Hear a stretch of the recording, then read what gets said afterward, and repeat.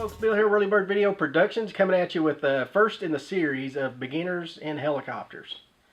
And what I wanted to do is put together a little series for folks. I have all the time of friends that come up that's been flying airplanes forever and they're wanting to get into helicopters. And I also know folks that just come up and say, hey, I want to start learning how to fly and I want to start learning how to fly helicopters.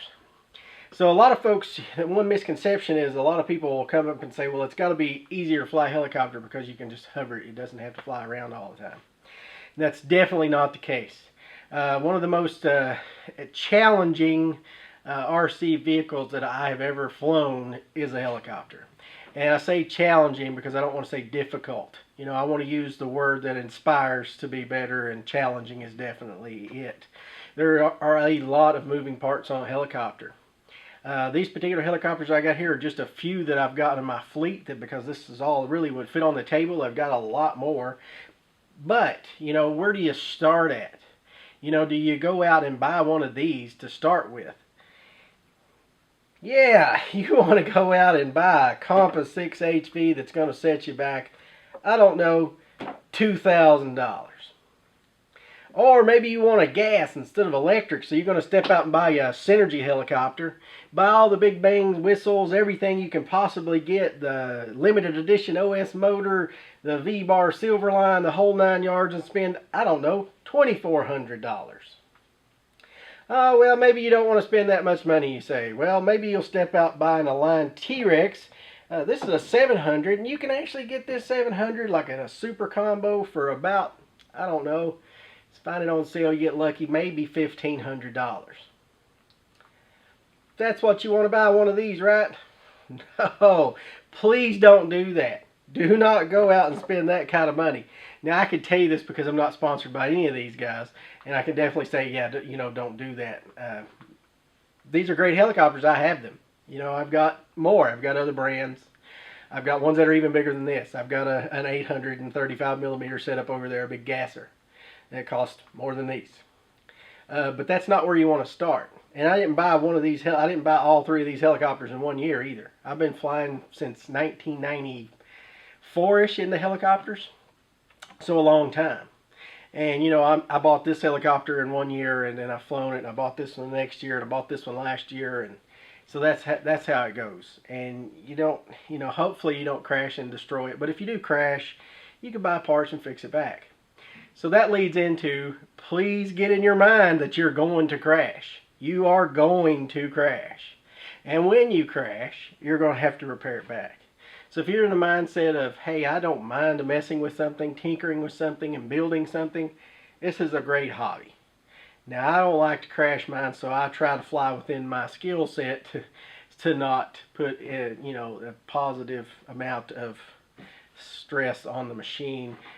Mainly my thumbs don't move as fast as my brain's thinking. So I tend to fly sport, aerobatics, mild 3D, and scale.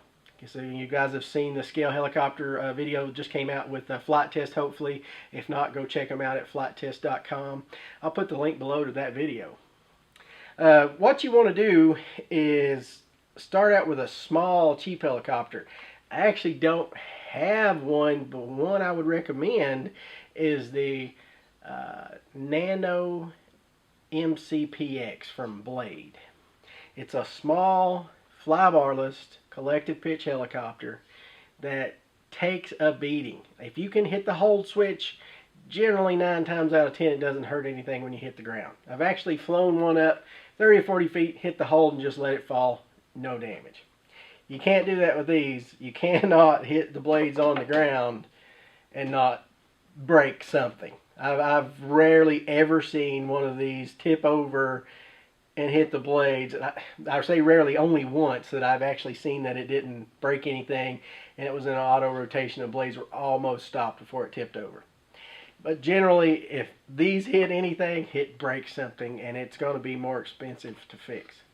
So don't go out and buy, an expensive helicopter first. In fact, the first thing you should buy is a simulator. And there's a lot of them out there. Real Flight makes a really good one. If you get, if you're looking for a used one, make sure you get at least a 6 to a 6.5 version. if you're buying the new one out's the version 7. The reason I say that is previous to version 6, the helicopters just weren't quite there. So they didn't feel right when you were flying them. Now Phoenix, since version 3, has been really, really good with helicopters. So that would be the toss-up of the two, and I've had them all. You say, well, some of you guys don't know me, so you know, like, how does he really have them all? Is he saying that? Well, I used to own a hobby shop. I owned a hobby shop for about 6 years. Went into mail order for the same amount of time. Really, we started the shop and mail order at the same time. Hobbywarehouse.com. It's still going. I sold that business and walked away several years ago and kind of retired out of that part of my life. But at any rate, while I had the hobby shop, I pretty much had to have one of everything that came in the door. And that was promoted by, you know, Great Plains and Horizon, and the distributors would always, if they come up with a new product and you purchased into it, you know, and bought a dozen of them to set out on your shelves, they would generally give you one to display in your store, mess with, and do that kind of thing. And I think to really know the hobby and the hobby business like that, or any business, you have to know the product that you're selling or manufacturing or whatever. You have to really know the product. So I've got a lot of experience with that because of that. So I've tried them all. I've tried XTR, Reflex, ProPilot. I've tried several. I've had lots of different ones for the last 15, 20 years. I've had flight simulators, and some of them going back to one that I was on an Omega system that was a helicopter simulator that I wish I still had just for giggles. But at any rate, get yourself a good simulator. Invest the money in that good simulator first and start practicing. Start practicing on how to hover. Hover tail in. Keep that tail close to you, pointing back at you while you're standing behind it. Make sure, you know, you start practicing with the helicopter and knowing where the helicopter is. A lot of pilots, and this is for airplanes and helicopters and everything else, there's a lot of good RC pilots out there that can control their aircraft, but they really don't know what airspace they're occupying. So they may be 30 feet in the air, and they may be 3 foot in the air, and they really are so concentrated on the aircraft that they really don't know where it's at in space. I mean, they could hit the ground and then turn around and look at you and go, I don't know what happened. And you're sitting there going, well, dude, you were just too close to the dang ground, you know, and you didn't know where you were. So make sure you're trying to get your depth of field correct, and that's kind of hard to do on a simulator, but start practicing. When you're practicing with a helicopter, keep it away from you. Keep it 10, 15 feet away from you at minimum in a hover. And we're talking little helicopters here. You get the big helicopters, I try to stay even farther away from me. They are dangerous. I mean, you've heard this past summer a young man was killed by one of these, and it was actually a size helicopter about like, just exactly like this one. This is an old flybar one.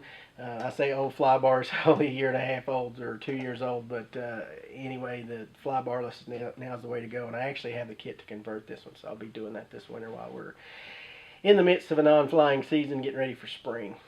But at any rate, they are dangerous, so, you know, you be mindful of that, you know, but your car is dangerous if you walk outside and get in your car and drive to work. You know, everything is kind of dangerous, so, you know, anything can be, I guess I should say. So be careful with it, be mindful of that. Get you a good simulator. I highly recommend the Real Flight and the Phoenix. Those are the two I would pick. The reason I would pick one toward the other was I would be looking at what the actual physical requirements are for the computer that you're going to be installing on. So if you're looking at your computer, know your requirements, know the requirements of both of them, and make sure you're not going to overtax one to the other. The Real Flight seems to be a little bit more taxing on computer hardware than the Phoenix is. But I do like them both. But practice in all orientations of hover also. So bring this tail in around, and I'm saying tail in, tail towards me, just like this helicopter here. I can't get further away from it with my setup right now in the current framing. But at any rate, fly this thing tail in, get practiced on that, and then rotate the tail a little. And I'm exaggerating that a bit. Actually, just move it very little. And practice there, and you'll notice, hey, there's not much difference at this point. But when you get here, it gets a little bit different.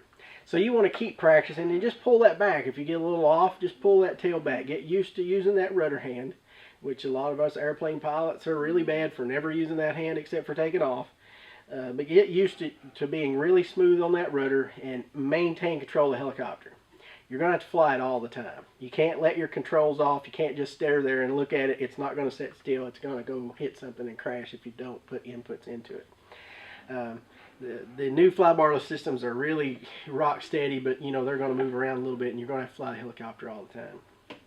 But keep hovering until you're absolutely bored to death of hovering, and hover a little more. And now this is on a simulator I'm talking about, so practice, practice, practice, practice. And if you'll sit and do that this winter, I guarantee you coming out spring, you'll be able to fly a helicopter. And what I recommend to folks is, you know, it is tedious sitting around just practicing this hovering. You're going to get really bored. But, you know, sit down at your flight simulator and make it a statement to say, I'm going to sit down at my flight simulator for 10 minutes a day, and I'm going to practice hovering for 10 minutes. That's really, you know, a couple flights of, you're going out in the field to fly an electric helicopter. That's about a couple flights. And then if you want to fly around and goof off after that 10 minutes, go right ahead. It's all going to help add to your skill set. 10 minutes a day through the week, practice your hover, all orientations of hover, and just keep rotating. You want to be able to nose in hover. You're going to be a nose in hover from the right side, the left side. You want to have all orientations of your hover down in your head. And then start your forward flight. You know, forward flight's really easy. Once you start flying forwards, it flies more like an airplane. You'll have to use rudder inputs to control the rudder to go around the curve. So if you're not used to using the rudder and you're an airplane pilot, this will be difficult for you. I'm sorry, challenging. So make sure you get yourself a simulator and start practicing. Practice, practice, practice. So that's it for this episode, and this episode titled the first in series of beginning helicopters, the simulation, because it's all about, that's the first thing I recommend is getting that simulator. Thanks a lot for watching. We'll see you next time on Whirly Bird Video Productions.